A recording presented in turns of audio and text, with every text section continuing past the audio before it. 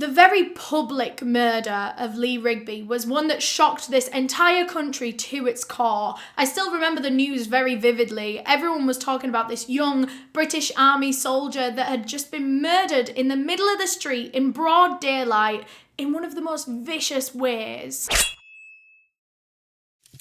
So today's video is going to be another solved true crime case. Today we're going to be talking about the horrifying murder, the terror attack against Lee Rigby. But quickly, before we get into the case, I just want to thank our sponsor for making this video possible, Magellan TV. Magellan TV has been my absolute favourite place to watch documentaries for years now. Their true crime section is something else entirely. No other streaming service quite compares to Magellan TV's true crime section. They cover so many smaller cases that I genuinely don't think I would have ever heard of if it wasn't for Magellan TV. Loads of different cases from all over the world. One of the newest releases that I watched on there recently was Mummy, My Killer, and this is a case from Cape Town in South Africa. This was a really, really good watch. It was quite a short documentary, but very impactful nonetheless. It basically focused mainly on the psychology of a mother that had murdered her own 2-year-old son. These kind of cases where a parent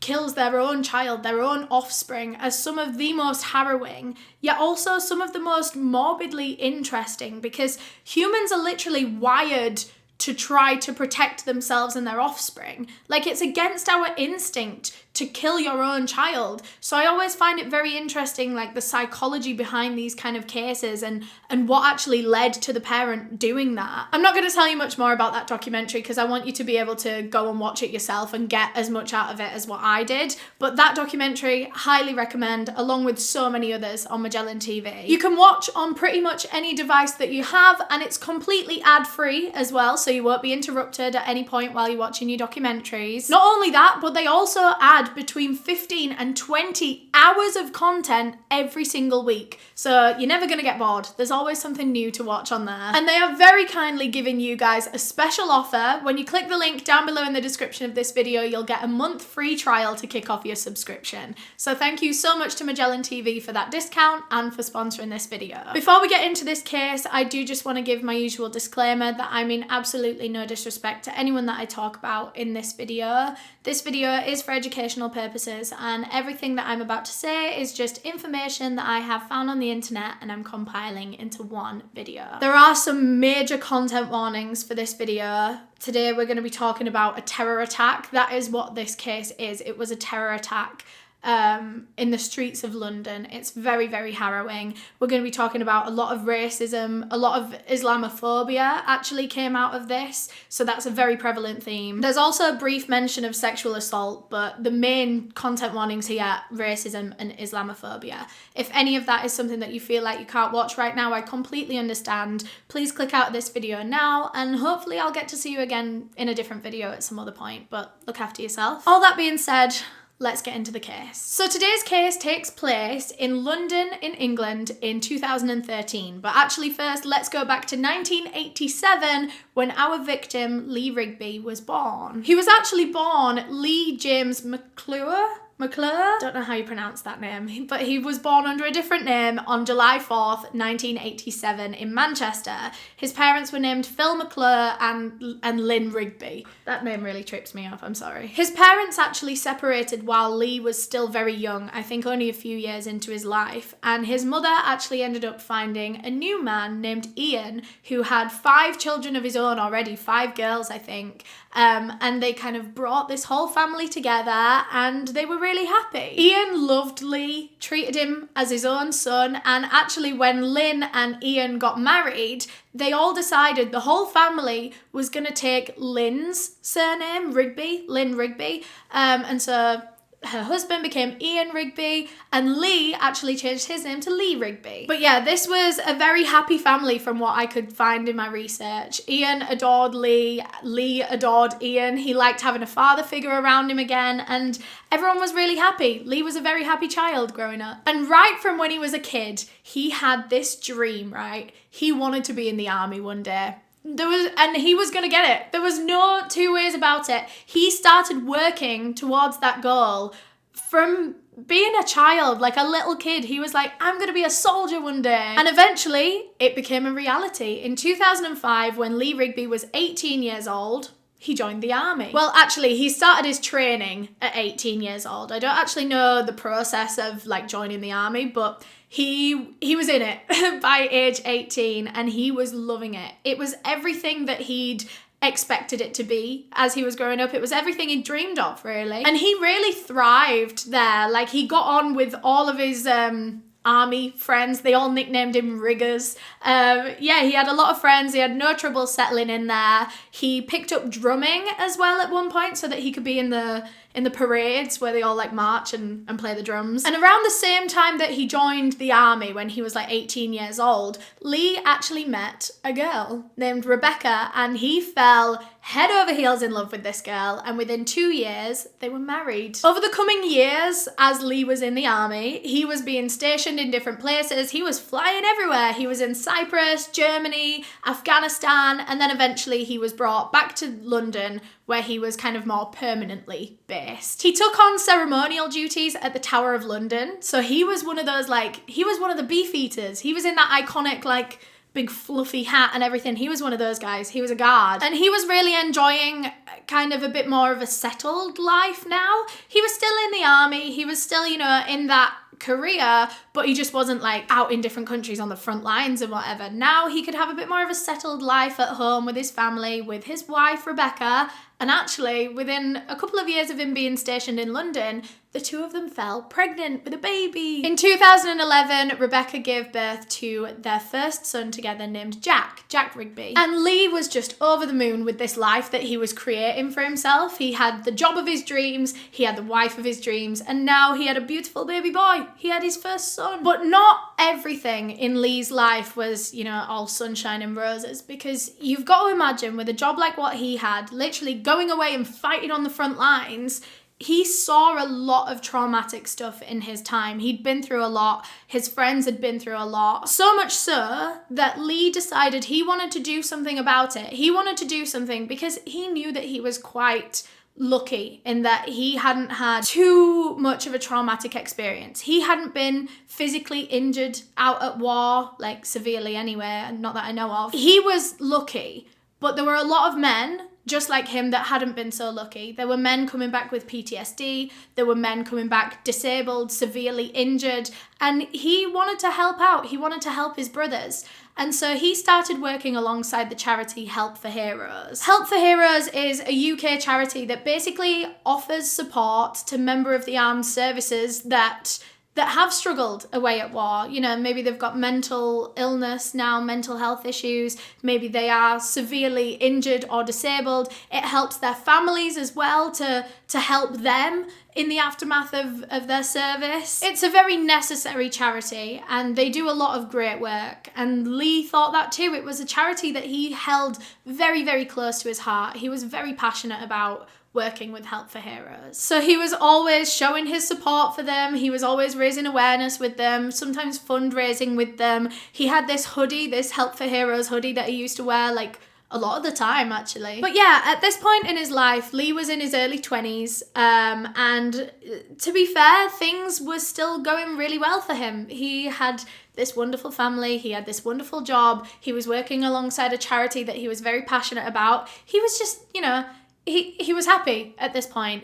But then he was sent back over to Afghanistan, and this is where his life changed a lot actually due to this one trip. Because while he was over there, he started getting quite close with this military police officer named Amy West, and this kind of threw his head in a spin because he was thinking, what if I'm not actually happy with my wife at home? You know, I think it took him meeting Amy to realize that he'd kind of rushed into things with his wife. Like, he was still very, very young when he married Rebecca at home, and now he was realizing that, you know, there are other women out there. Sounds awful, but it took this to make him realize that he just wasn't actually happy in his relationship, and he thought that he could be a lot happier with someone else, with Amy, than he was with his wife back at home, Rebecca. And so when Lee Rigby returned to London, he actually sat his wife Rebecca down and said that he wanted a divorce.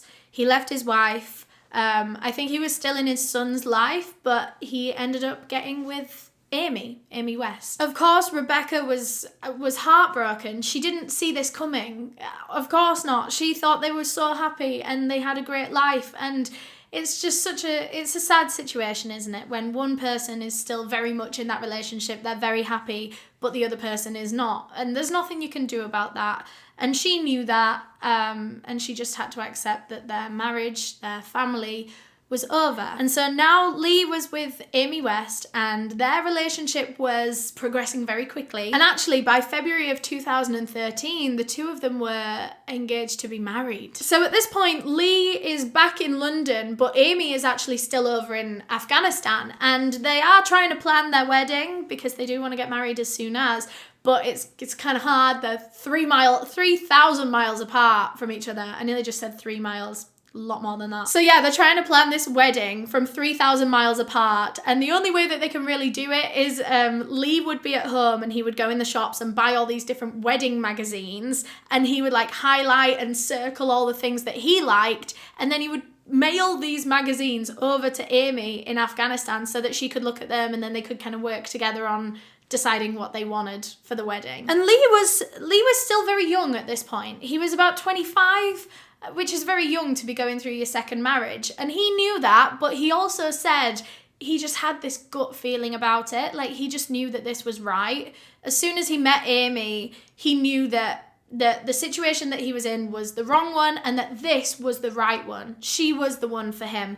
And so he didn't see it as he was rushing into his second marriage. He saw it as, oh, okay, this is what I'm meant to be doing. This is how my life is supposed to be. So let's get married. But yeah, anyway, at this point in the case, it is May of 2013, and Lee and Amy are very excited to be able to get the wheels in motion and get married as soon as Amy can come back over from Afghanistan. But right now, things are a bit messy because they're trying to plan this wedding from 3,000 miles apart. On May 22nd, 2013, it was just a normal work day for Lee Rigby, and I think his work days just kind of consisted, well, I don't know exactly what they consisted of, but I know he would go to work at the army barracks, which were in Woolwich in southeast London. So yeah, he got up that morning, he got dressed, ready to go to work, he put on his Help for Heroes hoodie that he used to wear quite a lot, he put on his army backpack, and then he went and got the DLR to Woolwich in southeast London. He arrived out of the station there just after about 2 p.m. and he set off on the walk, very short walk, to the army barracks. There was one part towards the end of this walk where he had to cross a road,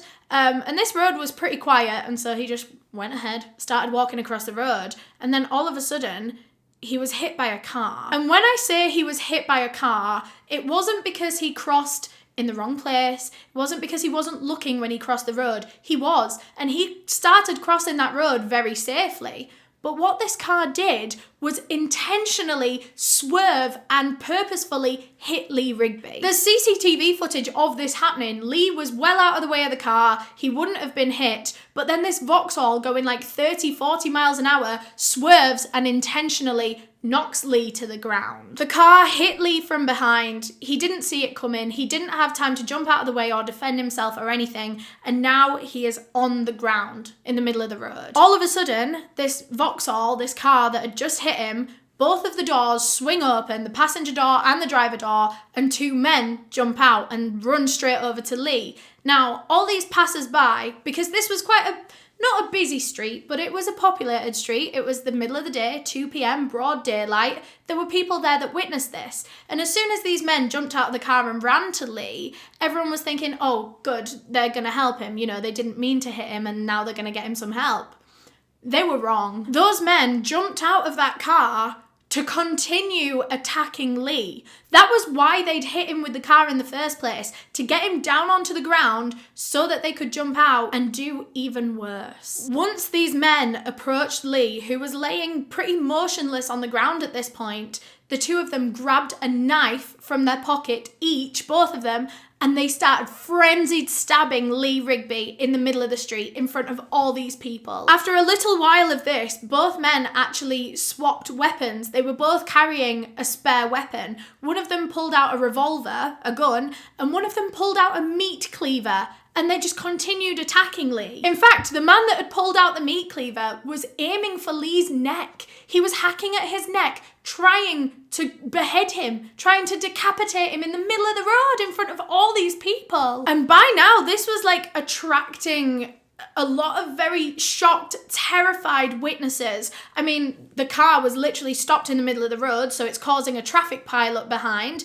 There's witnesses, just people walking up and down the street, not really knowing what they're about to like walk into. And as time is going on, people are just standing there frozen in horror, and there's just more and more people gathering, and no one knows what to do. No one's stopping these men because they're clearly very, very dangerous. And if anyone did try and approach them, they would probably just attack them as well. So no one wanted to approach, no one wanted to do anything, but everyone was just paralyzed with fear. In fact, at one point, as this was going on, these two attackers actually grabbed Lee's body by the legs and dragged him further into the road because this was all quite performative for them. They were doing this because they wanted all these witnesses to see what they were doing. They wanted everyone to have a better view of how they were brutalizing this man. Lee Rigby was just 25 years old. He was heading to work, just a normal day at work, when he was brutally murdered by two strangers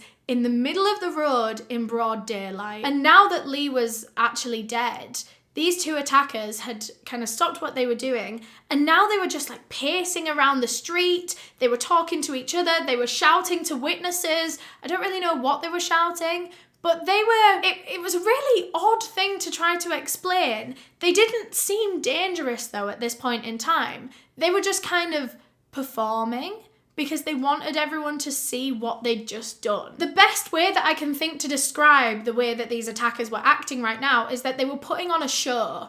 They had just done this and they were proud of this. And now they were showing off. They were making the most of all this attention that they had now, all these witnesses, all these people gathering round. We'll get back to the attackers in just a second, but right now, remember Lee Rigby's body is just in the middle of the road, pretty much almost decapitated. I don't think they did fully behead him in the road, but they certainly almost did. And everyone is just feeling awful that they just witnessed this and they didn't do anything about it. None of them could do anything about it. And actually at one point the attackers kind of stepped away from Lee Rigby's body, and so one of these members of the public took advantage of this and they ran over to Lee's body, grabbed their jacket and just covered him with it, as a sign of respect, just to so that he wasn't just there out in the open. There was a very brave female witness named Ingrid who actually ran over to Lee's body. I think the attackers had pretty much finished at this point, but they kept going back over to his body and doing things, maybe stabbing him again. And so Ingrid literally ran over to the body, put herself between the attackers and Lee Rigby's body on the ground so that they couldn't do anything. She used herself as a human shield. The bravery that must have taken, I cannot imagine. Those men could have so easily attacked her as well, but they didn't actually. They didn't touch her. They didn't even pay attention to her, really. I'm actually quite surprised they didn't try and hurt her in any kind of way, since it was obvious that this attack was about the theatrics and the attention. Harming a second person would have given them more of what they want, would it not? At one point, Ingrid actually turned to Lee Rigby's body on the ground and she tried to lift this jacket just to kind of see underneath, see if he was still alive, see if there was anything that she could do. And that was when one of the attackers snapped at her and said, "Don't touch the body." So I presume at this point in the case, police were on their way. I'm sure many people would have called for the emergency services as all this was going on. But right now, no one was there stopping this. No one was there to regulate this or anything. These attackers are still actually just talking to witnesses on the street as if nothing had just happened. And they were really amping up the theatrics here. And these attackers started asking people to record them on their phones, to video them, because they had something to say.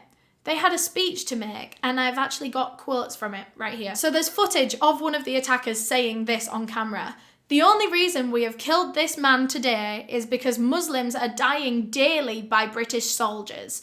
This British soldier is one. He is an eye for an eye and a tooth for a tooth. You people will never be safe. Remove your governments. They don't care about you." And it was at this point that it became clear that Lee Rigby's very sudden and unexpected murder had actually been a political statement by these two men. And actually, considering they just committed one of the most heinous, brutal murders that this country had ever seen, the two of them were acting very calm. Like, the way that they gave that speech on camera, it was as if they were just talking to a camera, the way that I am right now. You wouldn't have thought that they'd just committed murder in these videos. I mean, actually, you can, because their hands are covered in blood as they're telling this story, as they're giving this speech and whatever. They're moving their hands around and they're just red. It's some of the footage, because there's actually quite a lot of footage of different parts of this case, and I watched quite a bit of it as I was researching for this video, and it just makes you feel awful inside. I've never seen anything quite like it, like a killer talking and moving his hands with his victim's blood still all over them. But yeah, they just kind of now hung around at the crime scene until police arrived. They weren't in a rush to try and flee or anything. I don't think that was even the point for them. In fact, Ingrid, you know, the woman that got between Lee's body and the attackers, at one point she asked them if they were going to carry on, if they were going to hurt anyone else, if they were going to keep killing. To which one of them responded, "No, the women and children are safe. You need to keep back when the police and the soldiers get here." These two men had plenty of opportunities to kill or hurt anyone else at that scene. They could have done so much, like they could have caused so much devastation right there, but they seem to have been satisfied with murdering just Lee Rigby. It seemed that they'd already completed what they'd set out to do that day, and now they were just waiting for the repercussions of that. They were just waiting for the police to arrive. Just after 2:30 p.m. was when police arrived at the scene. And these are just normal police, not armed police. So they were in no position to be able to approach these two men. So the initial police at the scene were just kind of like working on blocking off the road, making sure no more people get anywhere near the attackers. About 5 minutes later, that was when the armed officers arrived, and actually when they did, both of the attackers were still standing over Lee Rigby's body. One of them even still had the meat cleaver in his hand. And as soon as these two men, the attackers, noticed that armed police had arrived, they had a bit of a moment. They looked up at each other, they exchanged this like look, I think they nodded at each other, and then all of a sudden they turned and just started running full speed towards the armed officers. Officers shouted to the men to stop running, stop right there, or they'll have to shoot.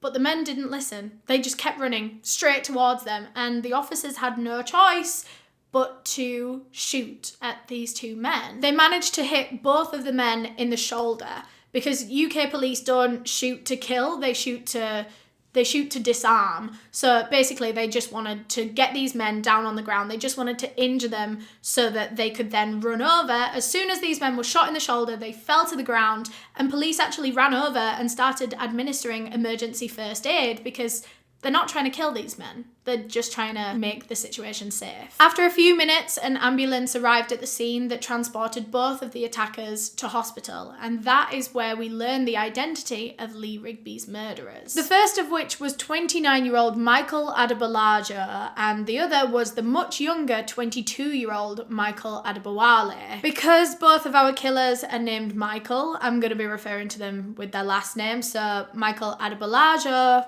is the older one, and Adeboye is the younger one. There's not quite as much to say about the younger one, Michael Adeboye, because, well, actually he was only like 3 years younger than the man that he'd just murdered. There really isn't that much to say about his life. So we'll start with the older one, 29-year-old Adeboye. He was actually a married father of 6 at the time that he committed this murder, and his youngest child, his youngest son, was actually only born 4 days before he did this. Adeboye was originally from Lambeth in South London. His parents were very, very strict Christian. They raised him as such. They were Nigerian immigrants, and their religion, their Christianity, was the most important thing to them, and therefore the most important thing when it came to their children as well. And honestly, from what I could tell in my research, Adeboye had a very good childhood. He seemed like he was going to be a very promising, successful young man. He was very well educated. He went to university. He got a degree in sociology. He was raised very well. He was religious. He seemed like a great boy all his life. That was until he got to university and something happened. It was when Adeboye got into university and he started making loads of new friends that he started mingling with a group of Islamic extremists that were involved with the Al-Muhajirun. Al-Muhajirun is a hate group very well known to the police here in the UK and the MI5. Like this was a big deal hate group, a big deal Islamic extremist group. They're primarily based in Saudi Arabia, although they do have quite a big presence in London, or at least they did. Mainly in the 2010s, they were known for a lot of horrendous terror attacks. Some of their biggest attacks in the UK include the 2017 London Bridge attack, where men were literally getting in vans and just driving them into crowds of people, trying to knock down or kill or seriously injure as many people as they could on London Bridge, which is a very, very busy, popular area in London. They targeted that area knowing that they could injure and potentially kill as many people as they possibly could. And then they actually did another attack on London Bridge in 2019, so just 2 years later. And this one was just, I think it was just one man or a couple of guys walking around with knives, literally just stabbing anyone and everyone they came in contact with. I think there was about 5 people that were stabbed, maybe even killed in that attack. Both of those London Bridge attacks were done well after Michael Adeboye was involved with Al-Muhajirun, by the way. He wasn't involved in either of those attacks, but I thought it was handy for context so that you can know the kind of group that this was and that they're actually still up to things. Well, I don't know. Have they for a while? 2019 is still very recent, actually. So yeah, Adeboye met these Islamic extremists in university, and somehow they managed to convince him to convert from Christianity to Islam. And this must have been quite a decision for him to make, because he wasn't just any Christian. He was a devout Christian. Like, his parents had drilled into him that he is to be a good Christian boy for the rest of his life. And for him to just suddenly ditch all of his beliefs from his whole entire life just to convert religion, it seemed quite dramatic. That's quite a dramatic thing to do. So yeah, he converted religions from Christianity to Islam, which is one thing in itself, that's fine. But then after that point, he then starts getting involved with this Islamic extremist group, and that's where things become awful, downright awful. In 2010, Adeboye was arrested along with a few of his other Islamic extremist friends when they were trying to enter Kenya. They were stopped at the Kenyan border by police that believed that they were going to try and go into Somalia and join this other terrorist extremist group named Al-Shabaab. And Al-Shabaab is serious stuff. Like, they have links to Al-Qaeda and everything. So this was very, very serious. The men were caught at the border. They were deported back to the UK. And actually, believe it or not, they were never charged with anything. They were just sent on their way. They were just like, oh, well, we've got you back anyway. Fine. So yeah, he wasn't arrested. He wasn't jailed. Well, he was stopped at the border and kind of arrested, but not really. He'd actually been interrogated by MI5 as part of all of this, since they obviously believed he was like running away to join another terrorist group. And he was actually bragging to all his friends back at home that he didn't tell MI5 anything he knew. Don't know what he means by that. Don't know what he knew that he wasn't telling MI5, but he was bragging about it anyway. But anyway, now that he was back in London, after getting brought back, I don't know what his plan actually was. I don't know if they were actually going to try and go to Somalia and become part of Al-Shabaab. No idea. No, like, imagine if that had have actually been successful, by the way. But it wasn't. So now he's back in London, and his focuses are now turning to recruiting more boys to become part of Al-Muhajirun. And this is when he met Michael Adeboye, the younger of the two murderers. And Adeboye very much reminded Adeboye of himself. He saw himself in this young boy. He was just like a younger version. I mean, his parents were Nigerian immigrants. They were very strict Christian. They'd raised their son very strict, devout Christian. He had pretty much the entire same upbringing as Adeboye had. And so Adeboye approached him, ended up brainwashing him into wanting to convert religions and become part of an extremist group. He followed the exact same path as Adeboye had when he joined university. He got mixed up in these awful groups, and it was brainwashing. I hate to use that term because It does sound like it's kind of an excuse, but let me clarify that no, it's not. But that is probably one of the only ways I can think to describe this kind of thing. When these young boys are approached by groups like this, like Al-Muhajirun, it very much is brainwashing. And I do just want to clarify here, just in case anyone's kind of misunderstood what I've been saying. There's absolutely nothing wrong with converting religions at all. Like, if you grow older and you realize that the religion that you've been brought up in is not what you believe anymore, fairs, convert. But that's not what these men were doing. It wasn't about the religion for them. It was about the extremist group. It was about the hate. It was about terrorism. It hardly even has anything to do with the religion at that point, does it? It's not about that anymore. It's about the extremism. They were approached and brainwashed by an extremist group into converting religions and becoming a part of their hate group. It wasn't a natural or healthy conversion of religion at all that they went through. It was brainwashing, but again, clarification, that does not in any way excuse or defend the actions that they went on to take. So yeah, now Adeboye was part of Al-Muhajirun with his new friend Adeboye, and within a year, Adeboye had completely changed. Like I said, he was a very promising, successful young boy. He was intelligent, well-educated, a very dedicated Christian, a good boy. But just like Adeboye had all those years before, as soon as he became part of this hateful group, he changed and he was an awful man now. The two of these men were just like a car crash waiting to happen. As soon as they met, they both fell further and further into this extremist ideology and behaviour. It's like they were just propelling each other further and further, more and more into this, until eventually it resulted in the murder of Lee Rigby as a political statement. So anyway, the men are in hospital at this point in time and they're being treated for their wounds because, of course, police don't want them to die. They want to get justice for Lee Rigby and his family, and they can't really get justice if these men just die from their wounds. So the hospital is doing everything they can to save their lives. And so the police investigation into this case began, and of course it's very obvious who was responsible for the murder. So that's not exactly what they're looking for. They're not searching for a killer, but they are searching for a lot of answers to a lot of unanswered questions right now. Like, what happened in the run-up to it? How did they choose Lee Rigby as their victim? Had they been stalking him all day?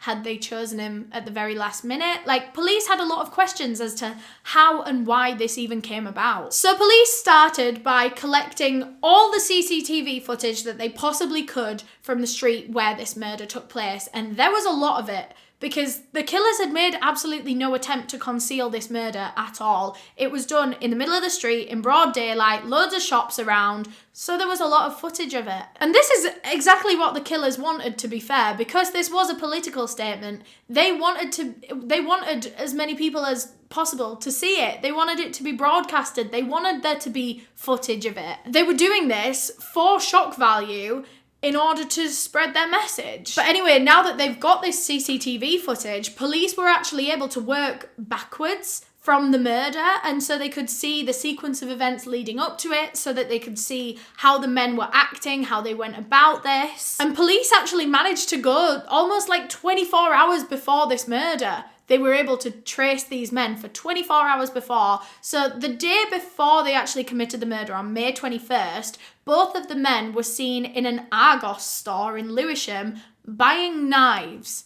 Buying the knives that they would commit this murder with 24 hours later. Of course, no one in that Argos store questioned it at the time, because knives are knives. Everyone has them. Everyone has to buy them from time to time, you know. That's one of the reasons why knife crime is just so hard to tackle in the UK, because it's virtually impossible to separate a suspicious purchase from a genuine purchase, because people do buy knives for innocent reasons, to like make the dinner. So yeah, the men were sold these knives, no questions asked. And then skipping forward to the morning of the murder, the men are then picked up again on CCTV, and they're actually driving around that area in Woolwich for quite a while, about 45 minutes, I suppose, looking for a victim before they found Lee Rigby. I presume they picked that area in Woolwich because it was right by the army barracks, and they were looking for an army man. And then as soon as they saw Lee Rigby walking across the road in his Help for Heroes hoodie, they knew that he would be the perfect victim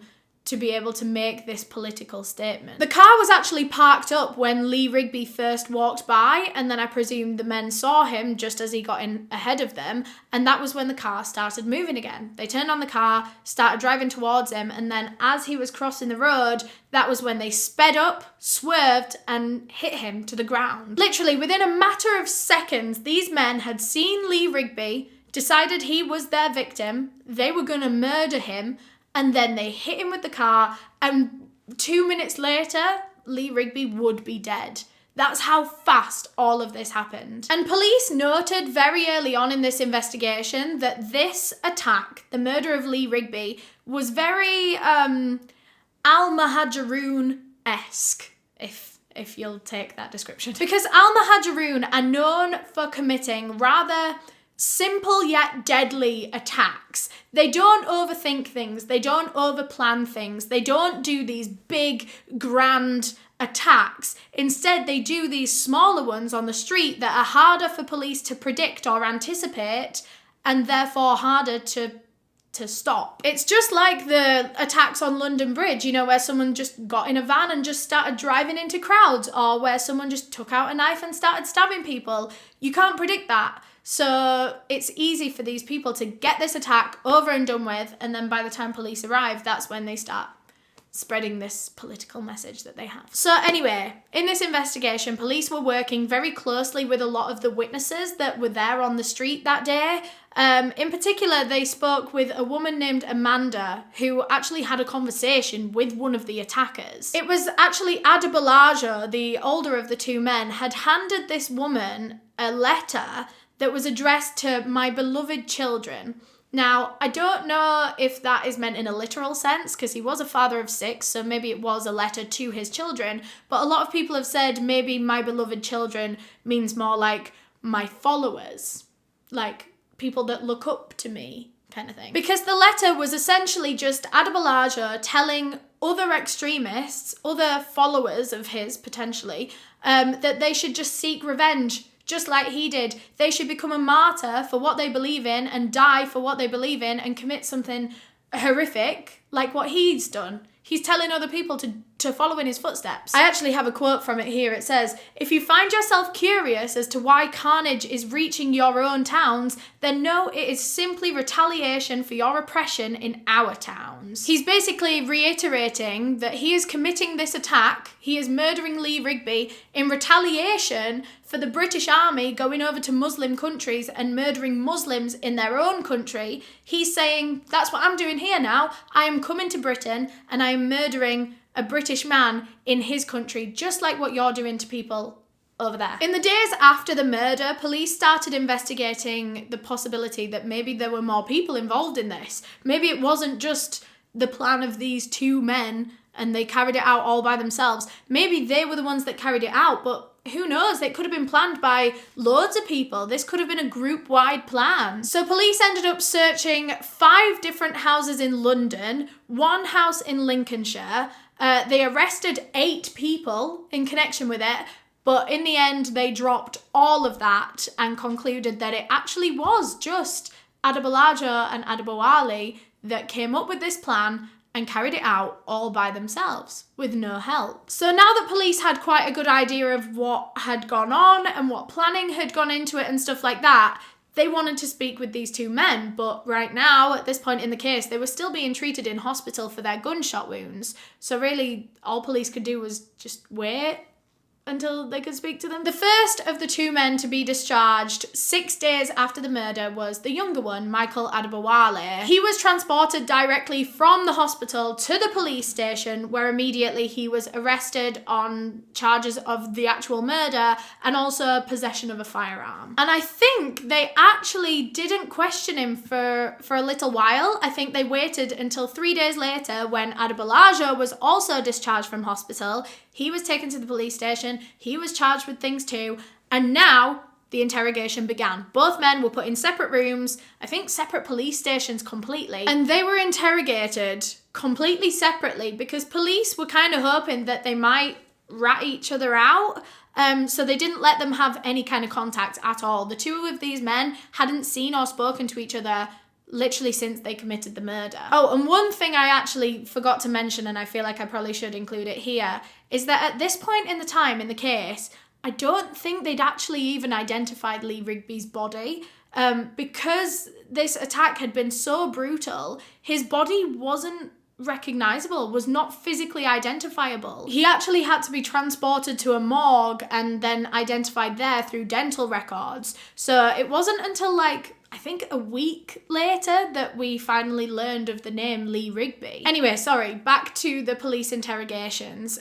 Both of these men, Adeboye and Adeboye, are in separate rooms being interrogated, and actually, much to police's surprise, they were both completely honest. They told police the truth about everything. And so police asked them why they chose Lee Rigby as their victim, and Adeboye said, it just so happened that he was the soldier that we spotted first. So every single man that had been working in the barracks that day in Woolwich was at risk. It could have been any one of them. Any single one of those soldiers could have been killed, and it just so happened that Lee was the first one they saw. And the men, both of them, both Michaels, admitted that Lee Rigby had done nothing wrong in that moment. He'd done nothing to aggravate them. He'd simply been walking down the road, but the thing that he did wrong, in their eyes, was being a British soldier. So police had established why this attack had taken place, but they still had so many more questions. Mainly, why did the men stick around at the crime scene for so long? When they had plenty of opportunity to flee before the police got there, why were they just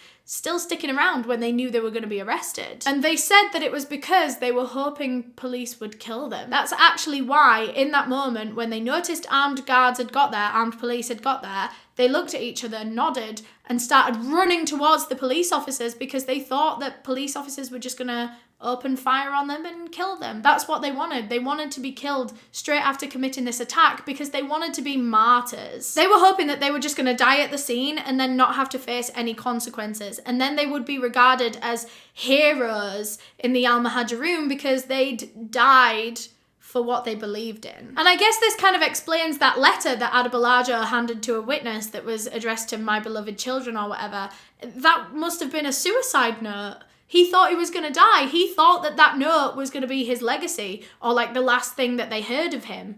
I mean, it wasn't, but that also explains all the talk of like being a martyr. You know, in that quote, he was like, die for what you believe in. It's because that's what he thought he was gonna do here. So by now, police had officially stated to the public that the murder of Lee Rigby had officially been categorised as a terror attack. The United Nations defines terrorism as criminal acts intended or calculated to provoke a state of terror in the general public, in a group of people or particular persons. And that's exactly what this is. And they actually go on to define how terrorism can be political, philosophical, ideological, racial, ethnic, or religious. And this attack falls under that. In light of this attack taking place, over the next few days, a lot of advice was issued, mainly from the Ministry of Defence, advice towards other servicemen and women, other soldiers, other people in the army, because they were worried that this could be the start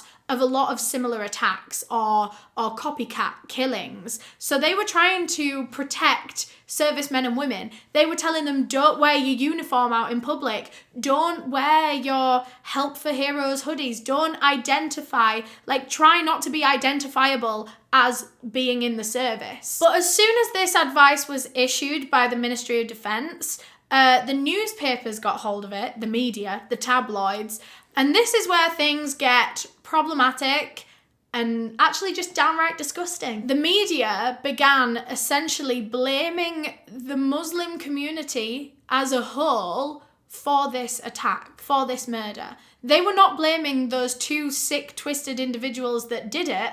They were blaming a whole innocent community, a whole religion. The way that the tabloids kind of tried to frame this was like, look what these two awful men did under the name of Islam, which no, it's not.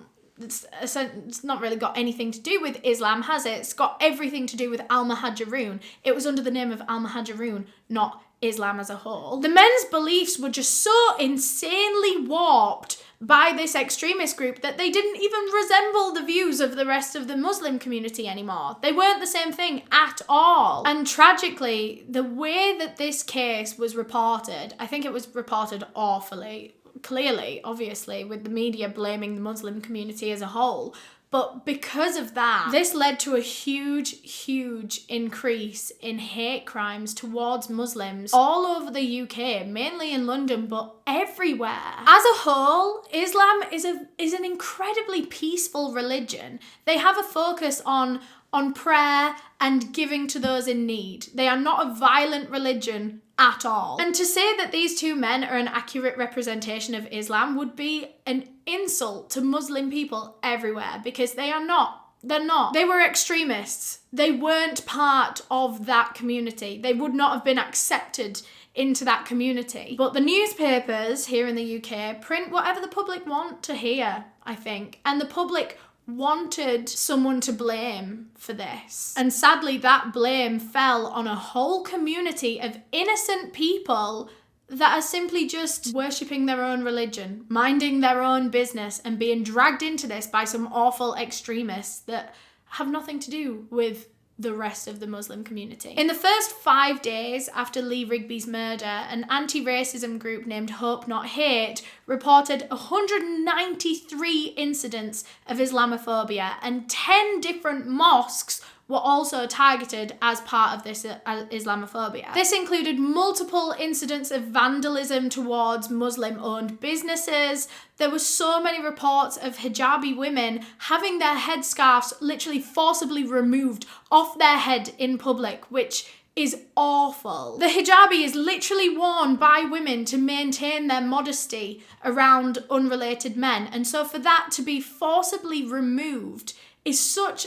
Oh, it's heartbreaking. It's a huge insult. It strips her of her dignity. It's literally one of the worst things you could possibly do to a woman. And obviously these women that were being targeted here had nothing to do with this attack at all. It was just awful, ignorant British people that thought the whole community needed to suffer. Like I said, a few different mosques were attacked and vandalized. There were people running in these mosques in the middle of like a congregation, in the middle of prayer time, and people would run in with knives, threatening people. There was one incident in a mosque in Kent where 2 men broke in and they just vandalized the whole entire thing. They vandalized every single copy of the Quran that they could possibly find. There was another incident where someone threw an explosive into a mosque. Luckily, I don't think it detonated, or at least they got everyone out before it detonated. No one was harmed, basically, I mean. There was another one in Grimsby where a couple of men threw petrol bombs in a mosque. It was just awful. This was such a huge, heartbreaking thing that was just ongoing for far too long. There was even an Islamic school in Muswell Hill that was literally burnt down. And that one particularly breaks my heart, because that's a school.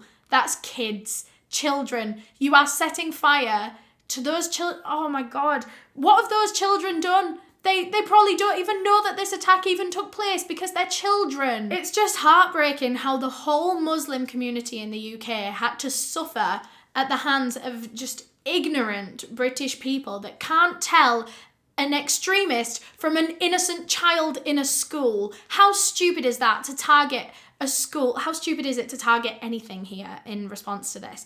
But especially a school. Police actually came out with a statement in the weeks after Lee Rigby's murder saying that Islamophobic incidents had increased by 8 times in just the 3 weeks following the murder. By 8 times. Anyway, in September of 2013, things were about to go to court, and the men had their first court hearing where they would plead guilty or not guilty. And much to everyone's surprise, they pled not guilty, both of them, even though they had just spent the last few months telling police everything about it, you know, admitting their guilt. There's literal video footage of them committing the murder, but yeah, for some reason now they're saying not guilty. Don't know why they decided to do that. Of course, by the end of the trial, both men were found guilty regardless, because obviously. But their sentences would be slightly different because it was actually determined that Adeboye, the younger of the two, was less responsible. It was Adeboye had more of a main part in this, I suppose. Basically, the judge kind of said that if Adeboye, the older one, hadn't have recruited the younger one would have never done anything like this. It was because of Adeboye's influence and manipulation and brainwashing that Adeboye even took part in this. Which, like, I agree to an extent, but I mean, Adeboye was a grown man. He was 22 years old. He knew better. People know not to murder people in the street. I don't think that's an excuse. I personally struggle to find any sympathy for both of these men, but I mean, I can acknowledge that they were brainwashed by this extremist group, but also at the same time, you know what you're doing when you sign up to something like that. You know what you're doing when you're making friends with those kind of people. If I met a group of Islamic extremists, I don't think I would make friends with them long enough to get brainwashed by them. You know what I mean? Both men were given a life sentence for this. Michael Adeboye, the younger one, got a minimum sentence of 45 years, which means he will be eligible for parole in 2059. Adeboye, on the other hand, got a whole life tariff. He will never be eligible for parole. He will never leave prison. He will die behind bars. During their sentencing in this courtroom, the judge actually told the men that their extremist views were a betrayal of Islam. His exact words. And this triggered the men. From the other side of the courtroom, Michael Adeboye, the younger one, screamed back at the judge, "That's a lie!" And then Adeboye joined in and screamed Allahu Akbar, which translates to God is the greatest. I mean, there's a few different translations of it, but it's essentially just like an exclamation of thanks to God and an exclamation of your faith. So even at this point, a good few months after they committed the murder, you can tell that the men are very much in that same mindset. They still think they did the right thing in murdering Lee Rigby. But yeah, after this happened, after they started screaming back at the judge, security had to come and like take them out of the courtroom, and then they weren't even allowed in their own sentencing. They had to continue the sentencing without the people there, without the men there. As horrific as Lee Rigby's murder was, there was one heartwarming aspect that came out of that awful day, and that was in the aftermath, Help for Heroes, his favourite charity that he held so close to his heart, actually received £600,000 in donations